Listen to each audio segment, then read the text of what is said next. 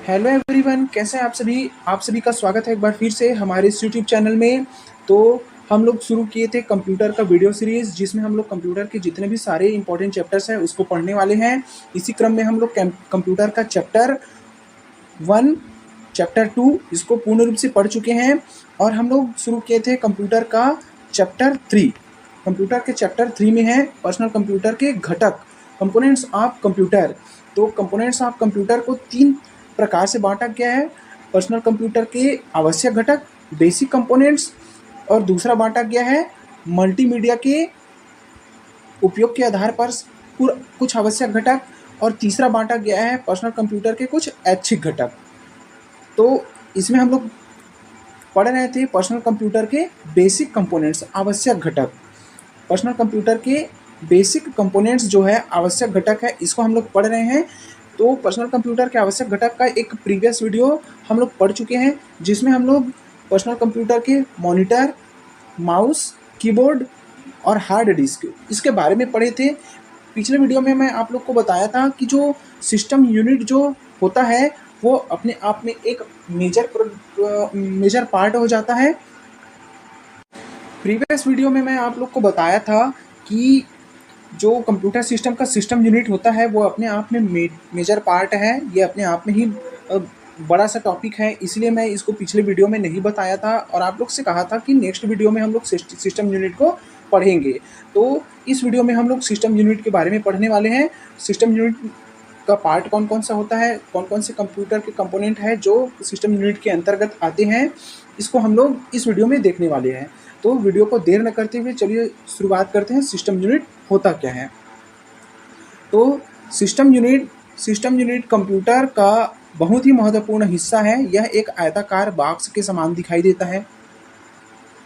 यहाँ पर इस चित्र के माध्यम से आप लोग देख ही रहे हो, ये एक बॉक्स के समान दिखाई देता है। ये कंप्यूटर सिस्टम का सिस्टम यूनिट होता है। इसमें कंप्यूटर के सारे कंपोनेंट शामिल होते हैं। देखते हैं कंप्यूटर सिस्टम के सिस्टम यूनिट ये किस प्रकार से है। तो कंप्यूटर सिस्टम का सिस्टम यूनिट को इस प्रकार से हम लोग पढ़ने वाले हैं। जैसे कंप्यूटर सिस्टम के सिस्टम यूनिट के सामने कौन कौन से चीज़ें पाई जाती हैं, उसके पीछे कौन कौन सी चीज़ें पाई जाती हैं, और सिस्टम यूनिट के अंदर कौन कौन सी चीज़ें पाई जाती है। तो कंप्यूटर सिस्टम के सिस्टम यूनिट के सामने कुछ बटन्स तथा CD, DVD ड्राइव बनी होती हैं, ये सामने उपस्थित होता है। सिस्टम यूनिट के पीछे बैकग्राउंड में क्या क्या चीज़ होता है? तो सिस्टम यूनिट के बैकग्राउंड में अनेक प्रकार के सॉकेट्स लगे होते हैं। सभी कंप्यूटर डिवाइस जैसे कीबोर्ड, माउस, मॉनिटर, प्रिंटर और स्पीकर तारों के मदद से सिस्टम यूनिट के पीछे भाग से जुड़े होते हैं। यह हो गया सामने और पीछे। कंप्यूटर सिस्टम के सिस्टम यूनिट के सामने और पीछे ये सभी जुड़े होते हैं। अब है सिस्टम यूनिट के अंदर।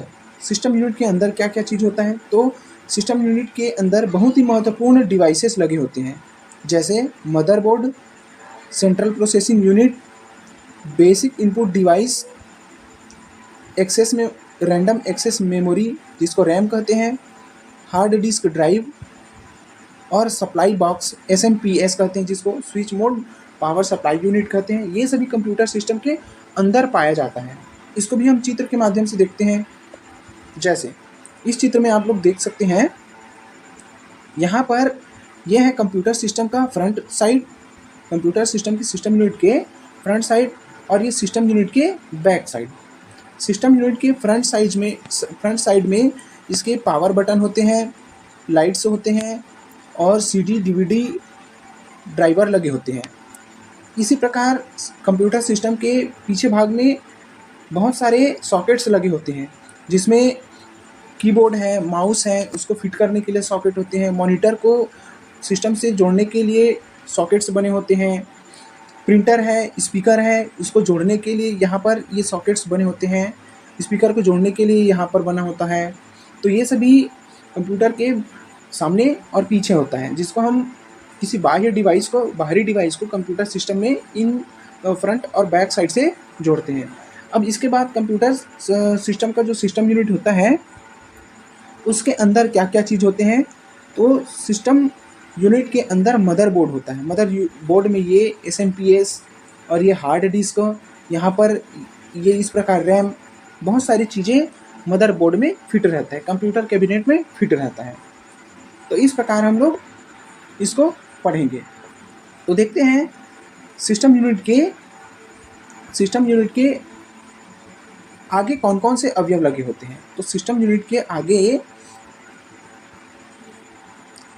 के आगे निम्नलिखित अवयव लगे होते हैं। फर्स्ट है पावर स्विच, कंप्यूटर को स्टार्ट या बंद करने के लिए किए जाते हैं। पावर स्विच का उपयोग करते हैं कंप्यूटर सिस्टम को स्टार्ट या बंद करने के लिए।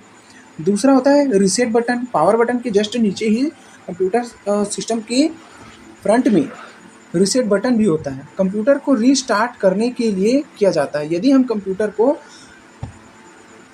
शट डाउन नहीं करना चाहते बल्कि उसको फिर से रीस्टार्ट करना चाहते हैं, कंप्यूटर सिस्टम को बिना शट डाउन किए उसको फिर से चालू करना चाहते हैं, तो वहाँ पर रीसेट बटन दबाकर हम उसको कर सकते हैं। तीसरा होता है लाइट। सिस्टम यूनिट में 3 लाइट्स लगे होते हैं। लाल कलर का लाइट यह दर्शाता है कि कंप्यूटर के द्वारा हार्ड डिस्क कोर पढ़ा जा रहा है कि नहीं। हरा और नीला पावर सप्लाई को दर्शाता है। जब हम पावर बटन को दबाते हैं तो यहाँ पर हरा और नीला कलर का जो लाइट होता है वो जलने लगता है, जिससे हमें पता चलता है कि सिस्टम चालू हो चुका है। तो ये सभी कंप्यूटर सिस्टम के सामने लगा होता है। अगला है फोर्थ नंबर पे बताया गया है DVD CD। कंप्यूटर से जुड़े DVD CD को एक्सेस करने की सुविधा प्रदान करती है। ये भी कंप्यूटर के सामने लगा होता है। देखिए इस चित्र के माध्यम से, यहाँ पर जो होता है, ये जो एरिया होता है, ये होता है CD DVD लगाने की जगह। यहाँ पर CD DVD का ड्राइवर लगा होता है, जिसमें हम किसी भी CD या DVD कार्ड को लगाकर चला सकते हैं।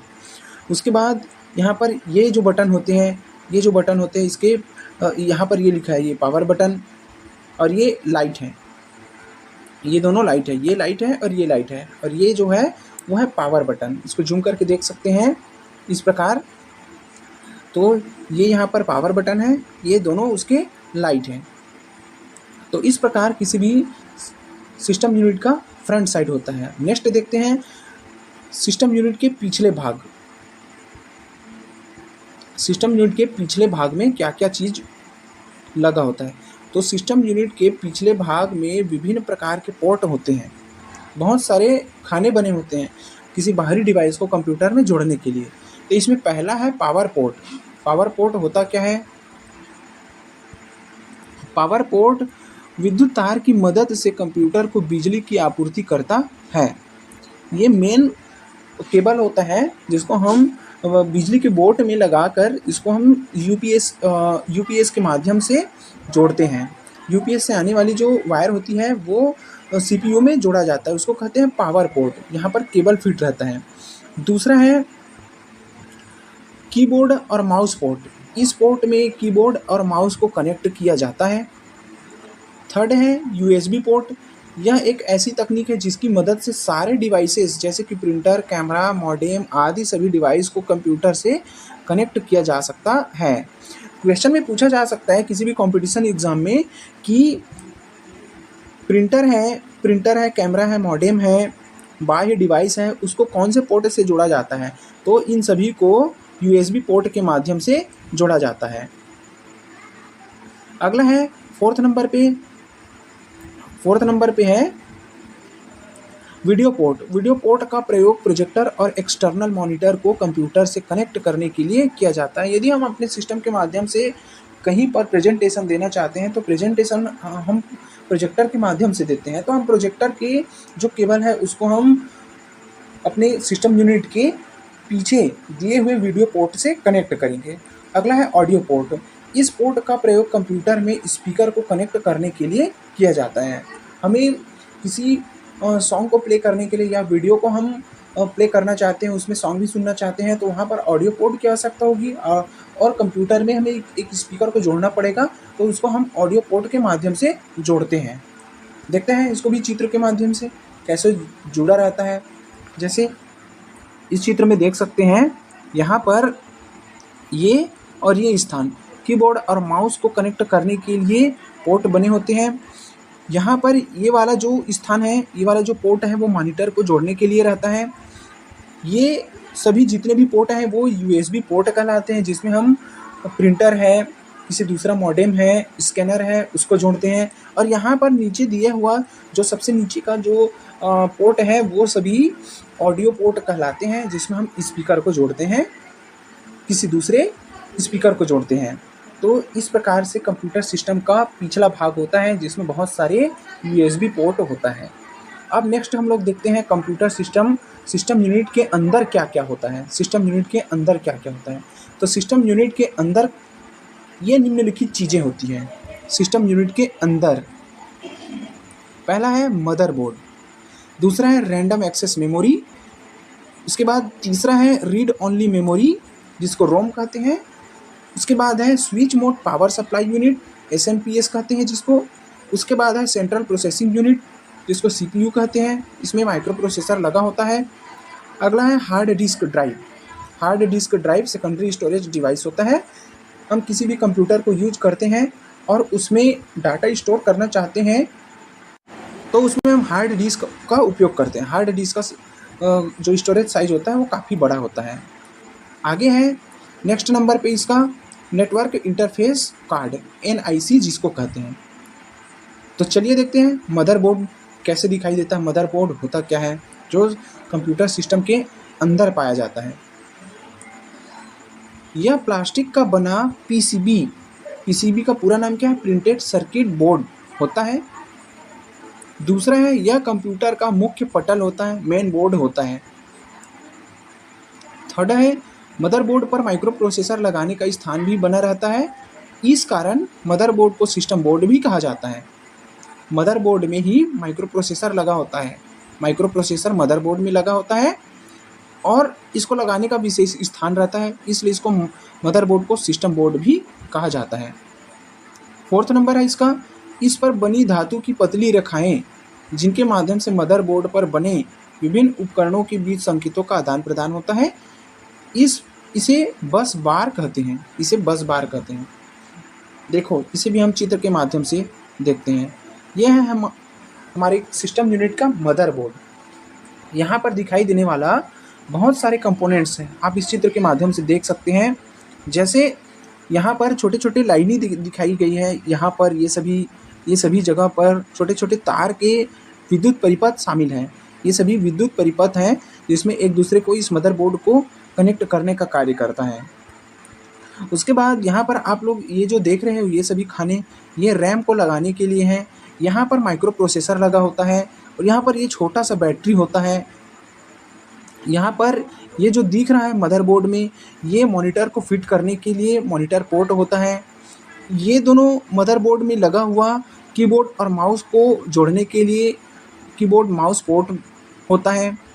और यहाँ पर ये जो दोनों हैं ये प्रिंटर स्कैनर आदि को जोड़ने के लिए होता है। ऐसे ही यहाँ पर वाईफाई कनेक्ट करना चाहते हैं या किसी दूसरे डिवाइस को हम इसमें कनेक्ट करना चाहते हैं तो ये भी एक USB पोर्ट होता है। तो इस प्रकार हमारा मदरबोर्ड होता है जो कंप्यूटर सिस्टम का मेन बोर्ड कहलाता है। इसी में कंप्यूटर सिस्टम के सारे कंपोनेंट्स फिट होते हैं, माइक्रो प्रोसेसर फिट होता है, इसी में हार्ड डिस्क फिट होता है, इसी में कीबोर्ड माउस को भी फिट किया जाता है, किसी प्रिंटर को फिट किया जाता है। तो ये मदरबोर्ड कंप्यूटर सिस्टम का सबसे मेन और मुख्य पटल होता है। नेक्स्ट देखते हैं हम लोग आगे random access memory. Random access memory जिसको रैम कहते हैं। तो random access memory system unit के मदरबोर्ड पर रैम चिप लगाने के खाके बने रहते हैं, जिसमें आवश्यकता अनुसार रैम चिप लगाए जा सकते हैं।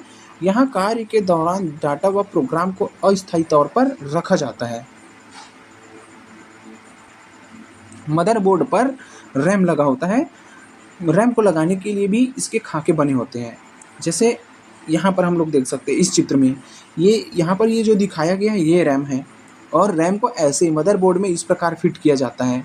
जैसे इस चित्र में हम आप लोग को बताए थे, जैसे यहाँ पर ये वाला जगह ये दोनों जगह रैम को फिट किया जाता है, मदरबोर्ड में रैम को फिट किया जाता है।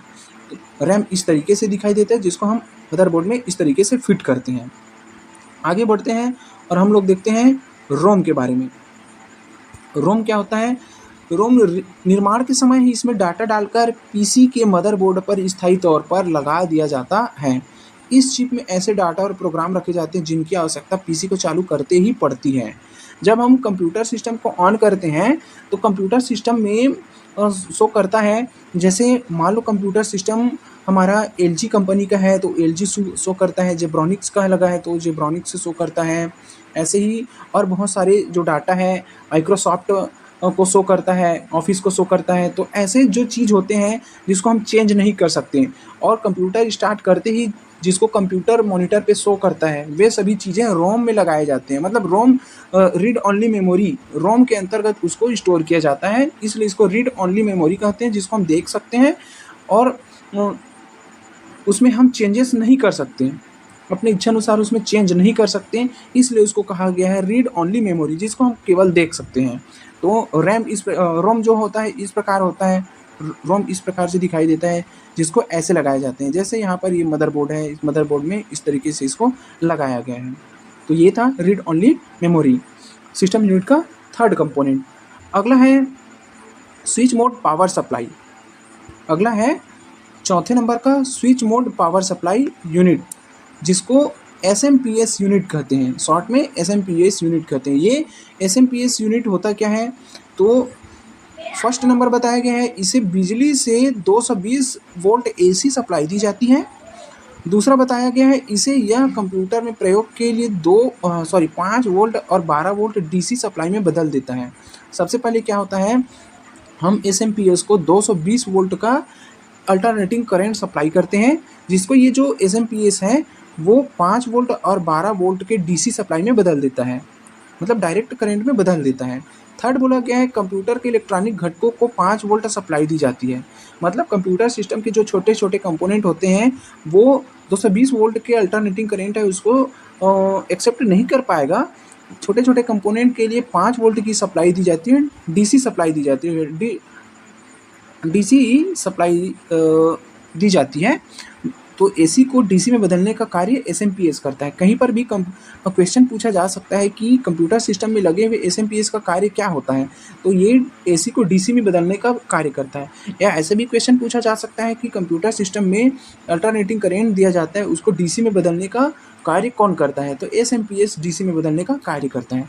फोर्थ नंबर पर बोला गया है, इसके मोटर पंखे आदि को 12 वोल्ट की सप्लाई दी जाती है, और इसके मोटर और पंखे को 12 वोल्ट की सप्लाई दी जाती है। नेक्स्ट 5 नंबर पे बोला गया है, यह कंप्यूटर को उच्च व निम्न वोल्टेज की गड़बड़ियों से बचाता है। इसे वायु के सहारे ठंडा करने के लिए बिजली का एक फ़ैन लगा होता है। जब सिस्टम को हम चालू करते हैं तो वो फ़ैन तुरंत चालू हो जाता है, क्योंकि जो SMPS होता है वो उसमें 12 वोल्ट की DC सप्लाई करता है और वो फ़ैन चालू हो जाता है। और फ़ैन को इसीलिए लगाया जाता है कि जो SMPS होता है वो हवा के माध्यम से ठंडा बना रहे। इस चित्र के माध्यम से आप लोग देख सकते हैं SMPS दिखाई कैसे देता है। यहाँ पर जो चित्र दिख रहे हैं वो SMPS है। SMPS switch mode power supply unit, SMPS।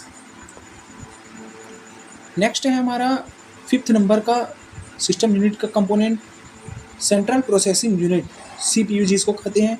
इसका फर्स्ट पॉइंट है माइक्रो प्रोसेसर भी कहा जाता है CPU को। सेकंड पॉइंट बोला गया है, चिप इसमें लगा होता है, कंप्यूटर के विभिन्न उपकरणों का नियंत्रण या समन्वय करने का कार्य करता है। नियंत्रण और समन्वय करने का कार्य CPU ही करता है। थर्ड बोला गया है, कार्यों को नियंत्रित करने के लिए इसमें कंट्रोल यूनिट तथा अंकगणितीय गणनाओं और कुछ लॉजिकल कार्यों के लिए अरिथमेटिक लॉजिक यूनिट रहता है। 5th नंबर बोला है, कंप्यूटर की मुख्य मेमोरी जैसे semiconductor, register, cache memory CPU के अंदर ही निर्मित होते हैं। तो जो CPU होता है उसको CPU का पूरा नाम होता है सेंट्रल प्रोसेसिंग यूनिट, इसको कंट्रोल यूनिट भी कहते हैं, क्योंकि ये कंप्यूटर सिस्टम का पूर्ण रूप से नियंत्रण करने का, समन्वय करने का कार्य करता है। इसमें कंट्रोल यूनिट होता है और अंकगणितीय गणनाओं को लॉजिकल कार्य करने के लिए इसमें अरिथमेटिक लॉजिकल यूनिट लगा होता है। आगे बढ़ते हैं।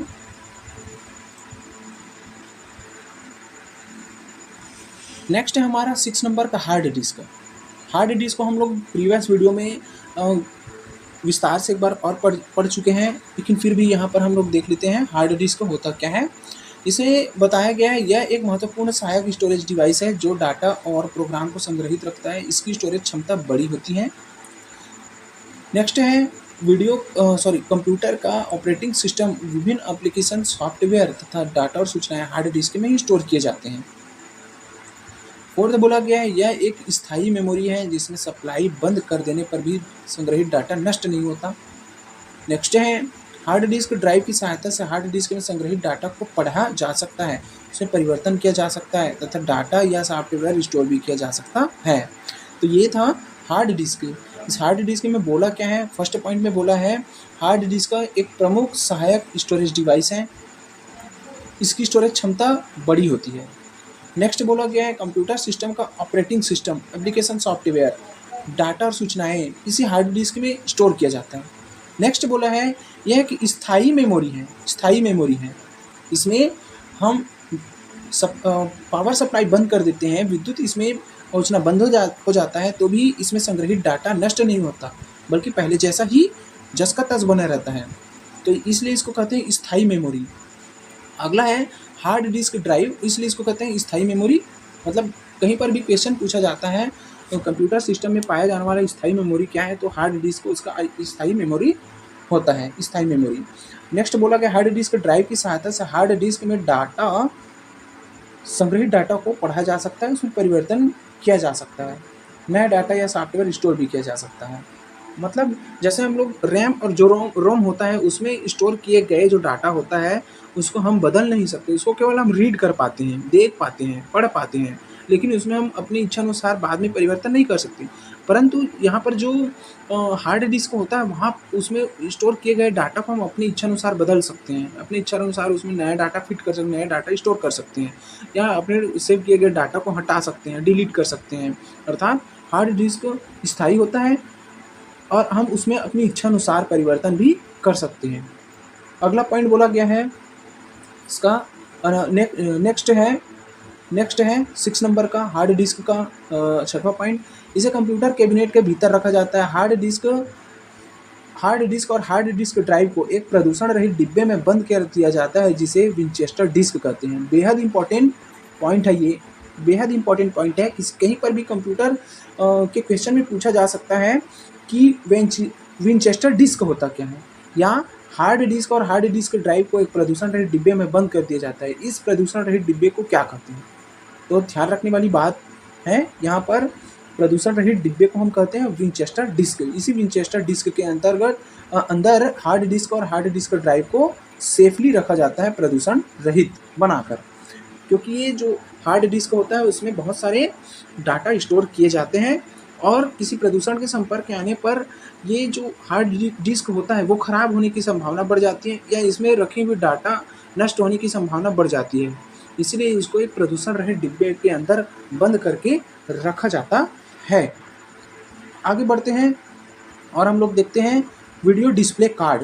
वीडियो डिस्प्ले कार्ड क्या होते हैं? वीडियो डिस्प्ले कार्ड, इसमें दृश्य तथा चित्र को मॉनिटर पर दिखाने के लिए यह कार्ड मदरबोर्ड पर लगाया जाता है। इसमें VGA का पूरा नाम है वीडियो ग्राफिक्स एरे, या SVGA का पूरा नाम है सुपर वीडियो ग्राफिक्स एरे का प्रयोग किया जाता है।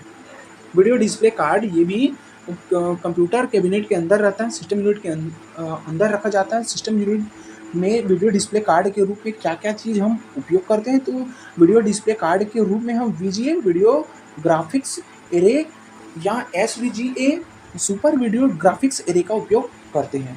नेक्स्ट है 8वें नंबर का है साउंड कार्ड। साउंड कार्ड भी बेहद इंपॉर्टेंट है, इसके बिना हम किसी भी कंप्यूटर में साउंड को सुन ही नहीं सकते। तो साउंड कार्ड क्या होता है देखते हैं। साउंड कार्ड मल्टीमीडिया में ध्वनि की डिजिटल सूचनाओं को विद्युत संकेतों में बदलने के लिए इस कार्ड को मदरबोर्ड पर खाके में लगाया जाता है। मतलब मल्टीमीडिया में डिजिटल जो संकेत प्राप्त होता है उसको विद्युत संकेतों में बदल दिया जाता है साउंड कार्ड के द्वारा। साउंड कार्ड का कार्य क्या है? साउंड कार्ड का कार्य है कि ये डिजिटल सूचनाओं को विद्युत संकेतों में बदलने का कार्य करता है। बाहरी स्पीकर इसी कार्ड से जुड़ा होता है। थर्ड नंबर बोला गया है कंप्यूटर में बनी मिडी पोर्ट। मिडी का पूरा नाम क्या है? Musical instrument digital interface. MIDI का पूरा नाम क्या है? Musical instrument digital interface.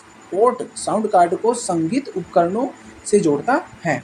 तो ये होता है हमारा साउंड कार्ड, जो डिजिटल सूचनाओं को विद्युत संकेतों में बदलने का कार्य करता है। इसी साउंड कार्ड के माध्यम से किसी बाहरी जो स्पीकर होता है उसको हम जोड़ने का काम करते हैं। अगला हमारा है टाइमर। टाइमर क्या होता है? तो टाइमर यह मदरबोर्ड पर लगा रहता है तथा घड़ी की तरह कार्य करता है। इसे एक बटन बैटरी से सप्लाई दी जाती है ताकि कंप्यूटर बंद हो जाने पर भी घड़ी कार्य करती रहे। हम कंप्यूटर पर कार्य करते हैं तो हमारे सबसे नीचे कोने पर राइट हैंड में दिखाया जाता है कंप्यूटर में वो वास्तव में समय क्या हुआ है, समय कितना हुआ है उसको बताता है टाइमर। और ये टाइमर बंद नहीं होता क्योंकि इसके एक छोटे से बटन आकार की बैटरी के माध्यम से इसको सप्लाई दिया जाता है। इसलिए जो टाइमर होता है कंटिन्यू चलते रहता है। ये टाइम शो करता है, क्योंकि जब हम कंप्यूटर को मान लो 2 दिन के बाद भी चालू करेंगे तो कंप्यूटर अपना सटीक जो डेट है, एग्जैक्ट टाइम है उसको शो करेगा, क्योंकि यहाँ पर ये जो छोटे से बैटरी है उसके माध्यम से, बटन बैटरी के माध्यम से टाइमर को कंटिन्यू सप्लाई मिलते रहता है। इसलिए ये जो टाइमर होता है बंद नहीं हो पाता, इसलिए ये लगातार समय को शो करते रहता है। कंप्यूटर को हम कभी भी चालू करते हैं तो एग्जैक्ट समय और एग्जैक्ट डेट को वो दिखाता है।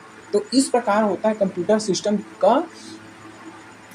सिस्टम का सिस्टम यूनिट के कौन से कंपोनेंट्स होते हैं। इस प्रकार से इस वीडियो में हम लोग पूर्ण रूप से पढ़ लिए हैं। इस वीडियो को देखकर अपना एक शॉर्ट नोट्स भी बना सकते हैं, जो आपको कंप्यूटर के किसी भी क्वेश्चन को सॉल्व करने के लिए बेहद लाभदायक सिद्ध होगा। तो आज की इस वीडियो में बस इतना ही। आपको ये वीडियो हमारा कैसा लगा कमेंट बॉक्स में जाकर बताएं, और इसके पहले जो वीडियो है उसको भी हमारे चैनल में जा कर के देख सकते हैं। वीडियो को लाइक करेंगे, अपने दोस्तों में शेयर करेंगे, और जो हमारे चैनल में नए हैं वही साथी हमारे चैनल को सब्सक्राइब करेंगे। तो आज के लिए बस इतना ही, बाकी हम लोग नेक्स्ट वीडियो में पढ़ेंगे। Thank you.